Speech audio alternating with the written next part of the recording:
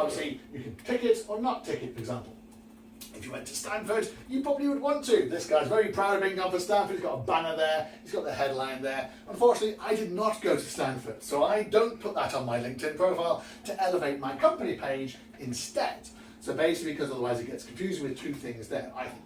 Add your about section on as well. Tell your story. So people still read it occasionally, but they don't come back to it.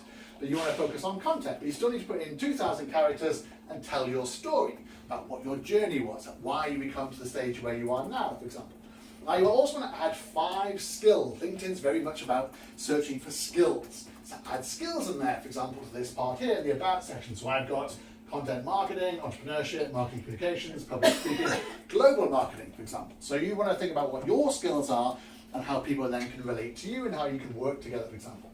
Add your experience on. I know it sounds obvious, but people don't do it. Take your firm's description for your company page. Most of you are not actually describing what Unlocking ADHD actually does.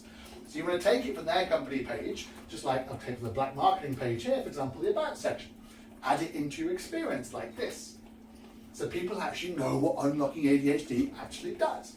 Now, web links don't work unless they're in search as media, for example. So if you put this into about or features with a web like this, you can't click on it. So they're completely useless. What you got to do is add it to media in the experience section here.